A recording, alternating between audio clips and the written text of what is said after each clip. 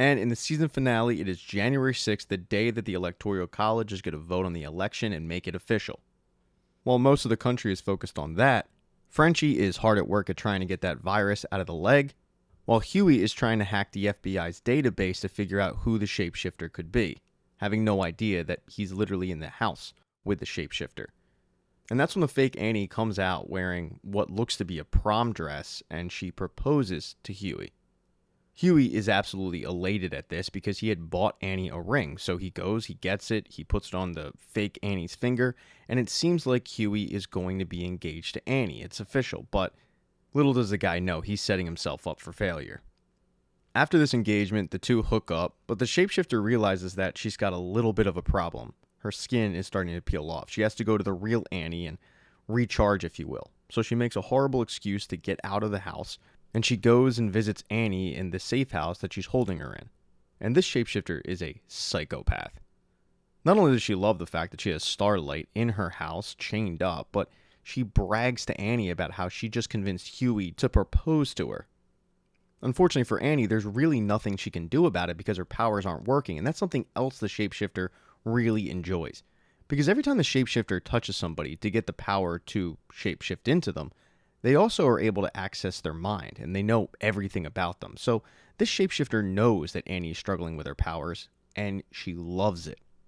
Right before she leaves Annie, she lets her know that initially the plan wasn't to have Annie be the assassin, but it just worked out that way because Annie's life is in shambles.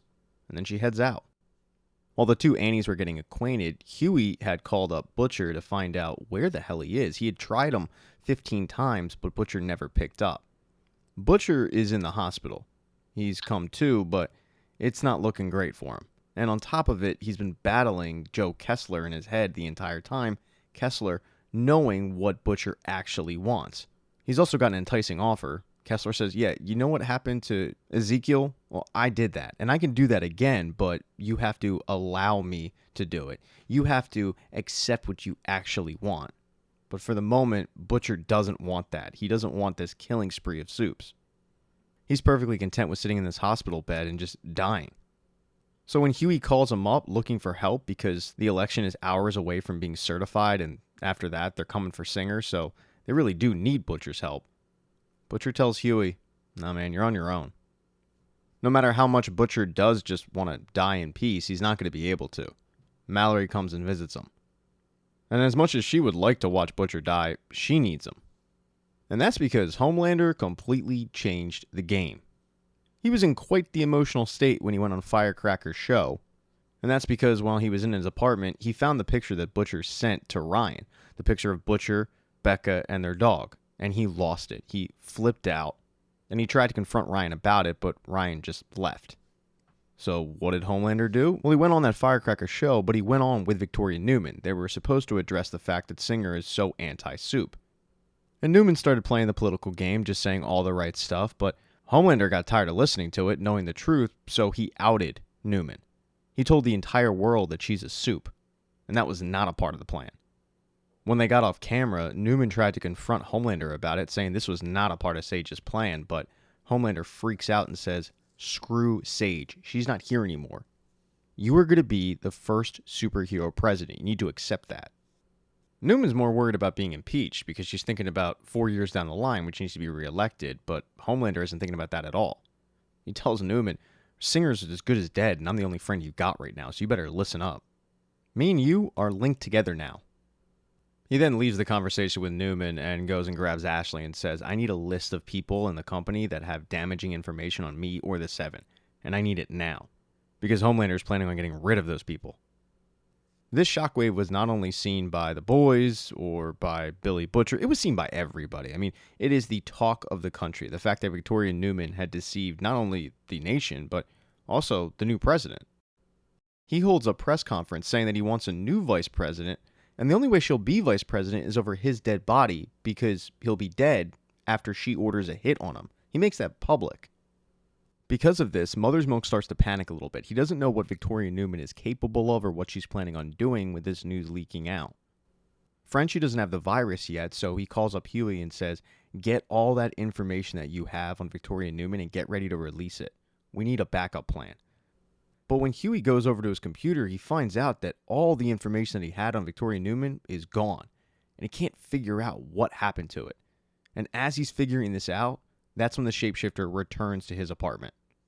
Mother's Milk knows that protecting Singer is the most important thing, so he tells Frenchie to keep on working with the virus, while he and Kimiko go and protect Singer. He sends Huey the coordinates, and Huey and this fake Annie show up a little bit later, and they show up at the bunker where they're keeping Singer. As they were heading off to protect Singer, Homelander headed back to Vought Tower after his little stunt on Firecracker's show, and he wants that list from Ashley. He meets with the Seven. Firecracker really isn't doing too hot. All that medicine that she's been taking to actually produce milk is having a bad effect on her body, but she's not really worried about it because she's still in Homelander's good graces. Once Homelander does get that list from Ashley, he kicks Ashley out of the room and he tells everybody there that they need everybody on this list dead. And as Ashley is listening outside of the doorway, she hears the Deep say, "Well, what about Ashley? I mean, she knows the most about all of us." And Homelander says, "Yeah, okay, go ahead, kill her." So Firecracker, the Deep, and New Noir head around Vought Tower and just start killing people on the list because Homelander deemed it so. But the one person they're not able to kill is actually Ashley. Once she heard the Deep say that she should be on the list, she ran to Homelander's apartment and grabbed some Compound V and injected herself with it. No idea what happens to Ashley, but it does look painful as her wig falls off and her head gets really big. Now, somewhere not too far away, Mother's Milk, Kimiko, Huey, and Annie, or the fake Annie, have shown up at this bunker to protect Singer. And the number one thing on Mother's Milk's mind is finding out who this shapeshifter is. Doesn't take too long, though, for Huey to figure out who the shapeshifter is. Once this fake Annie looks at Huey and says, "It's so hot here, it feels like a furnace," it finally clicks for Huey that the person he's been hooking up with, talking to, proposed to, isn't actually his girlfriend. That line, the furnace line, was the thing that the girl said when they opened up the closet back at the house. So Huey tries to play it cool because he knows that this person is not Annie. He goes and tells Mother's Milk, and at first Mother's Milk doesn't believe it, but as the two are trying to process it and figure out what they're going to do, the fake Annie returns, and she can tell that something's not right with the two. They both just seem off and skittish, so she decides no time like the present, and she attacks just about everybody, trying to get to Singer. The Secret Service immediately whisks Singer away, trying to protect him at all costs. And Kimiko, being the only soup in the room, is trying to keep this shapeshifter away from him. And at first she is able to at least distract her, but the shapeshifter is really powerful, and she ends up snapping Kimiko's neck. Fake Annie casually walks down the hall and finds Huey and Mother's Milk trying to get Singer into another part of the bunker, but they're unable to. They don't know the code. And it looks like it's only a matter of time before this fake Annie takes Singer out. And that's when the real Annie shows up and gives Huey and Mother's Milk enough time to get Singer to safety. The real Annie was able to just squirm out of those cuffs. It was painful, but she freed herself. And she takes all that pent-up frustration out on this shapeshifter and kills her. Once word gets to Neuman that there was an attack on Singer's life, but Singer's fine, she starts to freak out a little bit. She calls up Homelander, freaking out a little bit, asking him to just go get Sage, figure this crap out. But Homelander doesn't take too kindly to her tone. He reminds her that she's a puppet. She's always been a puppet, and she will be president, but she'll be a presidential puppet. And she needs to get in line, because if she doesn't, then Homelander's going after Zoe. When Homelander says that, Victoria knows that she needs to go in a different direction. And she turns to Huey. Now, Huey, Mother's Milk, Kimiko, they'd all returned back to the warehouse, where Frenchie was able to finally get one dose of the virus out. And right after Huey had to deal with Annie questioning him on hooking up with fake Annie, that's when he fielded that phone call from Victoria Neuman, and he was really surprised to hear from her. She tells Huey, "I'm done. I need out. I need help." And at first he doesn't believe her, but she assures him that this has gone too far. She's planning on stepping down, but she really just needs safety. And she needs safety for her daughter because she doesn't trust what Homelander will do. It takes a lot of convincing, but eventually Huey says, "Okay, I'll try to get you the help you need." And he goes and he pitches everybody in the room on forgiveness for protecting Neuman, for protecting Zoe, but doing so at arm's length. Now that they have the virus, they can strap that thing into a dart gun and just inject it into Neuman if she starts acting weird. All this talk on forgiveness actually speaks to both Kimiko and Frenchie. And when they get a little bit of alone time, Kimiko confides in Frenchie that the reason why she pushed Frenchie towards Colin was because she never felt like she was worthy of Frenchie. And Frenchie tells her, "You were always worthy of me." And the two kiss. It's adorable. We've been waiting 6 seasons for that. But as those two were kissing and Huey was going to get Neuman and Zoe, at Butcher's hospital bed, he got a visitor from Ryan. He ended up texting Ryan at the perfect time. It was right after that spat with Homelander, and he asked Ryan to meet him. So Ryan, wanting to see a familiar face, decided to head over, and he sees 2 familiar faces because Mallory is there. He didn't expect that, and Billy's in the hospital bed. At first, they just play a game of Connect 4, and it seems pretty normal.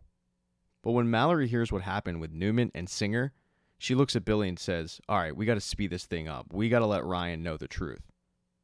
And even though Billy says, "No, Mallory, he's not ready to hear this," Mallory just persists on. She tells Ryan how bad of a person Homelander is. The fact that he killed all those people on that plane, and more importantly, the fact that he didn't have an affair with Ryan's mother. He raped Ryan's mother. And they're telling Ryan all of this because Ryan is the only person that can stop Homelander. And that's when it clicks for Ryan. They lured me here because they want me to kill my dad. This poor kid's in shock. He trusted Billy. He trusted Mallory. And even though they're saying it's not what it seems, it certainly seems like they're making Ryan the new Homelander. Even when he brings that up, the fact that they did the same thing to Homelander when he was a kid, Billy says, no, it's not like that. But at this point, Ryan just wants to leave. And Mallory says, nah, I can't let you do that. She's about to lock Ryan in a room, but Ryan pushes her back, killing her, and then proceeds to just look at Billy and walk out the door. As Billy makes his way over to Mallory's dead body, Joe Kessler is right over his shoulder. And Joe's voice is getting really, really loud, and those points he's making are starting to really hit home for Billy. So he decides to embrace it. He leaves the hospital, and he heads to the warehouse. He gets there right after Victoria and Zoe got there, and Billy just doesn't seem quite himself. He sees Huey talking to Neuman about a deal, but he pushes Huey aside and says, "No deal." And then all these tentacles shoot out of Billy's chest. They wrap up Neuman. One of them knocks Zoe out, but Billy uses these tentacles to literally rip Neuman in half and kill her. He then walks over to Frenchie and grabs the only dosage of the virus, and he takes off. He hops in his car, and he drives away, the whole time with Joe Kessler. When the news of Victoria's death hits the mainstream media, it really hits Homelander hard because he feels like this dream that he had is just evaporated. All the plans that he had after firing Sage were a disaster. And that's when Sage walks in and lets him know that this was the plan. She figured that Neuman was too much of a patsy, so she knew that Homelander would probably screw this thing up. So she changed course a little bit and kept some things to herself. She was able to obtain video of Robert Singer asking why Neuman wasn't dead yet, and that made it look like Singer put a hit out on Neuman. So now Neuman's dead, Singer's in prison, which means the next person in line to be president is the Speaker of the House. Sage whips out her phone and says, "Oh, it's for you. It's Speaker of the House Calhoun, who's announced that he's going to pledge his allegiance for you. I told you that I was going to be loyal to you, and I was." Homelander is a little confused and says, "Why did you continue to do this after I fired you?" And Sage says, "For the challenge? I mean, this was a lot of fun. So next time I tell you to do something, just listen to me?" And Homelander asks, "Next time?"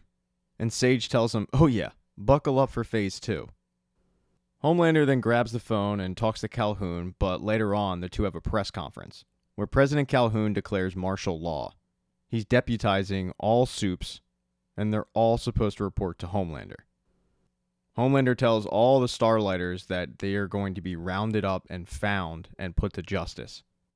For the boys, they know they need to get out of the country, so they get fake passports. They all head their different directions, but it doesn't matter. They're all found. For soups like Kimiko and Starlight, they're not brought to justice, but for Mother's Milk, for Frenchie, for Huey, they are. They're rounded up, put in the back of a van, and taken away. Homelander's plan is working perfectly. And after his little press conference, Calhoun takes him aside because he has something to show him. After he was debriefed in the morning, he found out that they have somebody in custody. It's an old friend of Homelander. It's Soldier Boy, who is currently being preserved in a tank. This episode does end on a sad note, though. Zoe, she ends up going to Red River. So that kind of sucks. But hey, thank you so much for getting this part of the recap. I really appreciate it. Please consider subscribing to the channel. Hit thumbs up if you like this video. Smash that thumbs down button if you thought it sucked. Go buy merch. Go buy like a shirt or a mug or, I don't know, something. Oh, and be nice in the comment section.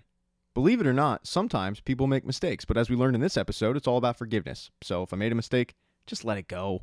I don't need nasty comments. They make me feel bad.